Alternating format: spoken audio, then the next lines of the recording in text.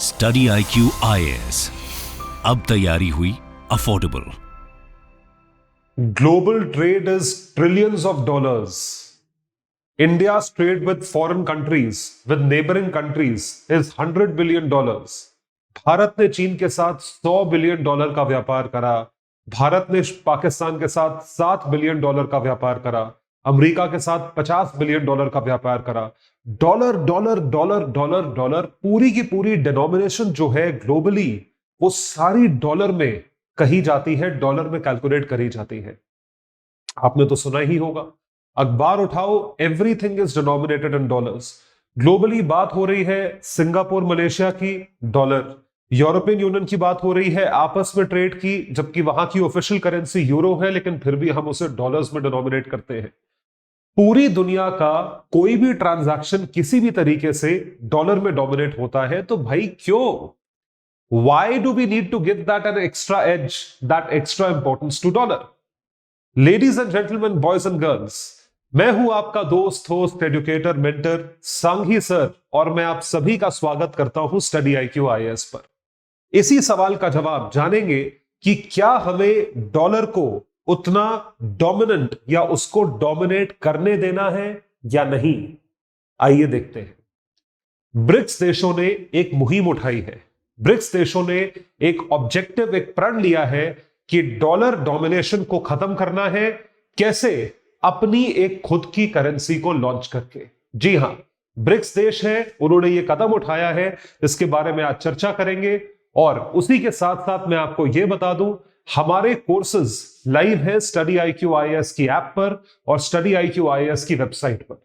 जितनी PDFs में use करता हूं आप लोगों तक लाने के लिए, पढ़ाने के लिए, वो अवेलेबल है मेरे Telegram handle Ayush Sanghi's IAS academy. इस पर मेरे साथ जरूर जुड़े, क्योंकि सारा वैल्यू एडेड मटेरियल आप लोगों के लिए खासकर हम लेकर आते हैं। बहुत हेविली क्यूरेटेड मटेरियल है जो आपकी प्रिपरेशन को एक अलग लेवल पे पहुंचाएगा। और उसी के साथ साथ इंस्टा और ट्विटर पर भी जुड़ सकते हैं, again for the same value added content. So let's have a look about what the BRICS countries are up to. जो ब्रिक्स नेशंस हैं, जो पांचों देश हैं, पांचों राज्य हैं, पांचों स्टेट्स हैं, वो क्या कर रहे हैं? What are they doing? इस चीज का जवाब जानेंगे।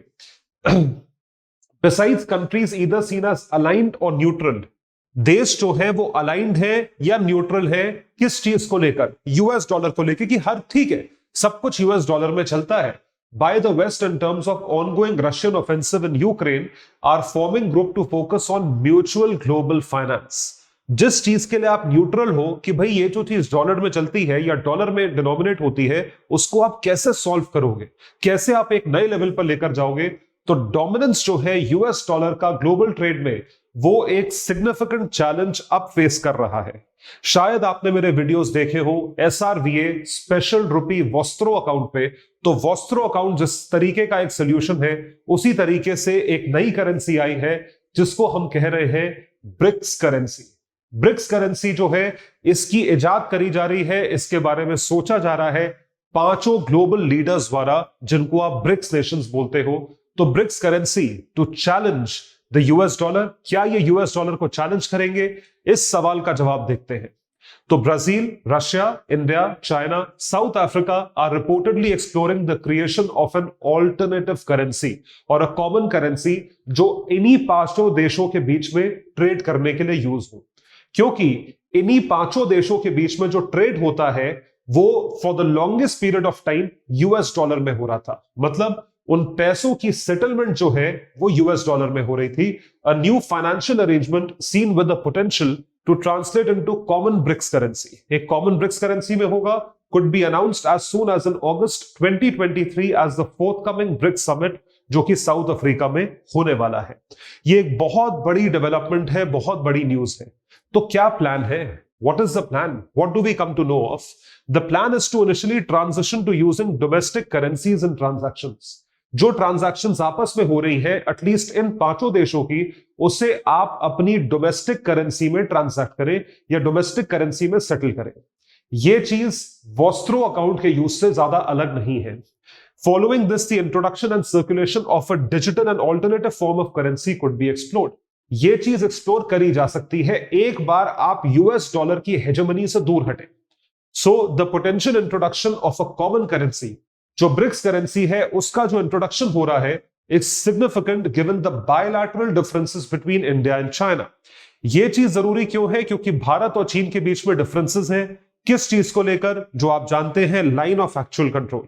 Line of actual control, border disputes, border issues, और अभी हाल ही में जो जी जिनपिंग ने अरुणाचल प्रदेश के शहरों को अलग तरीके से नाम रख के चाइनीज नाम दे दिए हैं, तो कुछ ना कुछ चलता रहता है। लेकिन इसी चीज को मद्देनजर रखते हुए अगर डिफरेंसेस हैं, उन डिफरेंसेस को सेटल करने का तरीका है कि आप अपनी लोकल करेंसी में ट्रेड करने की कोशिश करें। खैर, यहां पे तो हम यूएस डॉलर का ऑल्टरनेटिव ढूंढ रहे हैं, तो वो चाइना के लिए भी बेनिफिशियल होगा और हमारे लिए भी बेनिफिशियल होगा। It would be beneficial for both. So BRICS leaders का जो समिट होने वाला है अगस्त के महीने में, विल रिवील अ प्रिपेयर्डनेस कि वो प्रिपेयर्ड रहेंगे इस ऑल्टरनेटिव करेंसी की तरफ। This particular initiative with work on the project ongoing.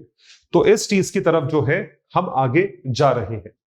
US dollar के खिलाफ इतना हल्ला क्यों है? Why this अप्रोर against the US dollars dominance in global trade?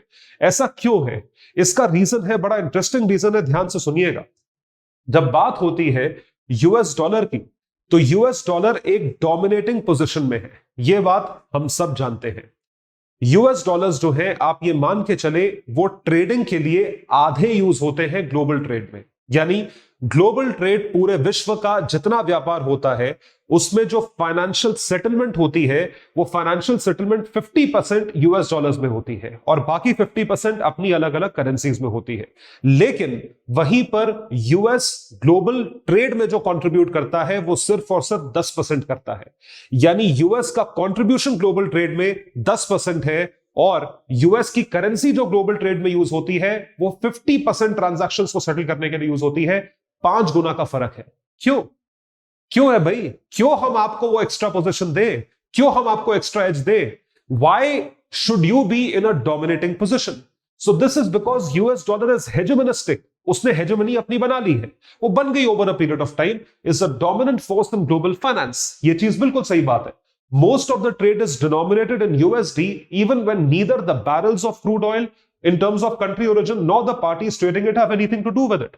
Bharat ने मिडिल ईस्ट से खरीदा और डॉलर में पेमेंट करा। अरे भाई, मिडिल ईस्ट की करेंसी में कर दो, रियाल में, दिरहम में, इनमें कर दो, या इंडियन रुपये में सेटल करो। यूएस डॉलर में सेटल क्यों करें? इस चीज के बारे में हमें यह समझना है कि इसको हेजेमनी कहा जा रहा है, और इसलिए कहा जा रहा है क्योंकि ट्रेड और सेटलमेंट के बीच में एक बहुत मैसिव गैप है, डिस्प्रोपोर्शनेट गैप है। Large reliance on the US dollar in spite of the US accounting for only 1/10 of global trade, यानी कि 10%, और सेटलमेंट जो BIS द्वारा बताया गया है वो है 50%। हाफ ऑफ ग्लोबल ट्रेड जो है यूएस डॉलर में सेटल करते हैं या सेटल होता है। तो अब इससे प्रॉब्लम क्या होती है? What is the problem that we come to know of? भाई 50% ग्लोबल ट्रेड यूएस डॉलर में सेटल हो रहा है। So basically the problem is कि अगर यूएस डॉलर में सेटल हो रहा है तो हर कंट्री के पास यूएस डॉलर्स का एक रिजर्व होना चाहिए। जैसे कि बड़ी बड़ी इकोनॉमीज के पास तो एटलीस्ट यूएस डॉलर का वो होना चाहिए, रिजर्व होना चाहिए। वो reserve China, Japan, India, UK, Germany, France, ये सारे देशों के पास यूएस डॉलर का रिजर्व होता है। इससे प्रॉब्लम यह होती है कि हम डिपेंडेंट है यूएस की मॉनेटरी पॉलिसी पे, यूएस फेडरल रिजर्व या फेडरल बैंक की मॉनेटरी पॉलिसी पे। वो फेडरल बैंक की पॉलिसी आते ही यूएस डॉलर फ्लक्चुएट करता है, जिसकी वजह से एक्सचेंज रेट फ्लक्चुएट करता है। तो बैठे बैठे एक कंट्री का या तो नुकसान हो जाएगा, फायदा भी हो सकता है, लेकिन नुकसान भी हो सकता है। वो नुकसान हम क्यों झेलें? सिर्फ इसलिए क्योंकि ग्लोबल ट्रेड यूएस डॉलर में सेटल हो रहा है, जिसका ऑल्टरनेटिव हम कैलकुलेट कर सकते हैं, जिसका ऑल्टरनेटिव हम बना सकते हैं। So this destabilises the economies of the countries with US monetary policy often playing a defining role then its own domestic decisions. वो डिफाइनिंग रोल प्ले करते हैं क्योंकि उसका इंपैक्ट एक्सचेंज रेट पे होता है in terms of dollar denominated debt. तो आपको शायद ये रीजन समझ में आया होगा कि ऐसा क्यों हो रहा है। तो भारत और चीन march forward to internationalise their currencies, यानी कि इंडियन रुपी INR और चाइनीज RMB, इन्होंने इंटरनेशनलाइज करने की कोशिश करी है। इंटरनेशनलाइज करने का मतलब यह है भारत और चीन ने किस तरीके से अपनी करेंसीज को ग्लोबल ले जाने की कोशिश करी है। यानी दूसरे देश जो भारत के साथ व्यापार करते हैं या चीन के साथ व्यापार करते हैं, वो उन कंट्रीज की रिस्पेक्टिव करेंसीज में सेटल करेंगे, और ऐसा हो चुका है। इंडिया ने भी ऑप्शन दिया है और चाइना ने एक्चुअली इसके तहत डील स्ट्राइक करी है सऊदी अरेबिया के पास। भारत का एक कंसिस्टेंट एफर्ट रहा है कुछ देशों के साथ कि जो भी व्यापार हो वो INR यानी हमारी करेंसी में सेटल हो, to replace the dollar with rupee as a global reserve currency. So New Delhi is offering countries facing dollar shortage. जिन देशों को व्यापार करना है वो भारत से इंपोर्ट करते हैं लेकिन उनके पास डॉलर नहीं है, तो आप डॉलर में नहीं, आप रुपी में सेटल कर दीजिए। हम उस चीज के लिए कंफर्टेबल हैं to settle the trade payments in Indian rupee. The country aims to be disaster proof countries in its immediate neighborhood and the one with which it shares significant trade volumes। तो अगर वो significant trade volume US dollar की जगह रुपी में settle होने लगा तो आप सोच के देखिए उससे हमारा कितना फायदा होगा, और हमें US डॉलर का रिजर्व अननेसेसरीली मेंटेन नहीं करना पड़ेगा, और US डॉलर के एक्सचेंज रेट फ्लक्चुएशन पे हमें डिपेंडेंट नहीं रहना पड़ेगा। ये इंडिया ने करा है। इसके साथ साथ आपको यह भी बता दूं, चाइना ने ऑलरेडी ये डील स्ट्राइक करी है सऊदी अरेबिया के साथ मिडिल ईस्ट में। Shanghai international energy exchange in 2018 for oil deliveries from countries such as Iran, Venezuela and Russia. The contracts traded in INE are solely in Chinese renminbi। RMB जो China की official currency है, उसमें ये trade settle हुआ तेल खरीदने का। A potential deal between China and Saudi Arabia, ये recent deal है to settle trade transactions in RMB। कितनी बड़ी बात है, और जाहिर सी बात है आप यूएसडी में क्यों करो भाई? Why should you unnecessarily voluntarily hegemonize US dollar, back the US dollar from the oil in territory? इस चीज पे ऐसा क्यों करें? तो आपको शायद ये पूरा का पूरा ऑब्जेक्टिव समझ में आया होगा कि यूएस डॉलर की हेजेमनी कितना नुकसान कर रही है ग्लोबल ट्रेड को। तो हम क्या कंक्लूड कर सकते हैं? That the US dollar plays a far too dominant role in global finance, जो कि हमने देखा। Whenever the Fed Reserve Board, जो यूएस का रिजर्व है, has embarked on periods of monetary tightening, तो उस मॉनेटरी टाइटनिंग मतलब उन्होंने फॉरेन एक्सचेंज को अपने यूएस डॉलर को खींच लिया। मॉनेटरी टाइटनिंग पॉलिसी किसी भी सेंट्रल बैंक की यही होती है। तो उस कारण आप अपनी करेंसी की शॉर्टेज दिखाते हो। जब करेंसी की शॉर्टेज दिखती है तो करेंसी की वैल्यू बढ़ जाती है, यानी कि डॉलर डोमिनेट करता है, महंगा हो जाता है। तो हम अननेसेसरली उनके एक्शंस पे डिपेंडेंट है कि अब हमें महंगा डॉलर खरीदना पड़ेगा। The consequences on the value of the dollar and the knock-on effects have been dramatic.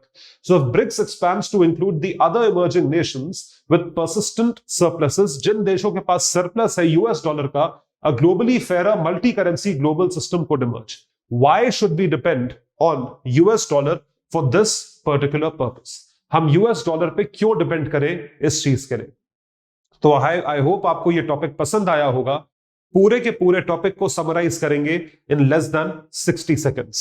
आइए देखें, बात हो रही है यूएस डॉलर के डोमिनेंस की। Why should the US dollar dominate in terms of global trade? So dominance of US dollar in global trade is facing a significant challenge because now some countries have already started to trade in their local currency, and the BRICS nations are coming up with an alternative currency जो कि इन सिर्फ 5 देशों के trade यानी व्यापार के लिए use होगा, यूएस मॉनेटरी। तो what is the issue? Issue क्या है? इशू इज दैट यूएस का कंट्रीब्यूशन ग्लोबल ट्रेड में 1/10 यानी कि सिर्फ और सिर्फ 10% है, लेकिन ग्लोबल ट्रेड की 50% ट्रांजैक्शंस यूएस डॉलर में सेटल होती हैं। इस वजह से हर कंट्री को यूएस डॉलर के रिजर्व्स अपने पास रखने पड़ते हैं। तो यूएस डॉलर के रिजर्व्स डिपेंडेंट है यूएस फेड रिजर्व की मॉनेटरी पॉलिसी पे, फेडरल बैंक की मॉनेटरी पॉलिसी पे। यदि मॉनेटरी टाइटनिंग होती है तो एक्सचेंज रेट फ्लक्चुएट करता है। बैठे बैठे हमारी कंट्री का जो फॉरेक्स रिजर्व है, यूएसडी रिजर्व है, वो महंगा हो जाता है या वो सस्ता हो जाता है। तो डॉलर की वैल्यू बढ़ जाती है या घट जाती है। We are dependent on an external country. US monetary policy often plays a defining role then its own domestic decisions. So burden of dollar denominated debt for other nations rises and falls with exchange rate, and we are dependent on that country for such rise and fall. तो emerging global economies जैसे China and India ने कुछ देशों के साथ alternative ढूंढा है। India has tried to settle the bilateral trade in Indian rupee. China has already struck a deal with countries like Iran, Venezuela, and very recently Saudi Arabia for the purchase of oil. BRICS nations are exploring the creation of an alternative currency for trade amongst themselves. So this is again an alternative.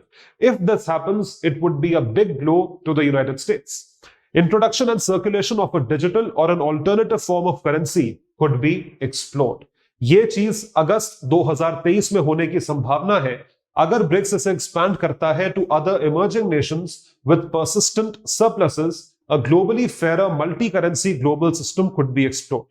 Now countries would not be dependent on US dollar only. Instead, they would be having alternative currencies to settle the trade. So, I hope you've understood the entire topic. आपको पूरा topic समझ में आया होगा. इस topic के सारे PDFs उपलब्ध हैं मेरे टेलीग्राम हैंडल पर Ayush Sanghi IAS academy. Other than that Insta और ट्विटर हैंडल्स पर आप जरूर सब्सक्राइब और मुझे फॉलो करें. बहुत अच्छा वैल्यू एडेड कंटेंट हम यहां पे देते हैं. My handles are by the name Ayush Sanghi AYUSSHSANGHI and insta handle is again by the same name. Follow me on all through social media handles for making your preparation better and taking it to the next level. Thank you so much, everyone. Bye. Take care and all the best. Study IQ IAS. अब तैयारी हुई affordable.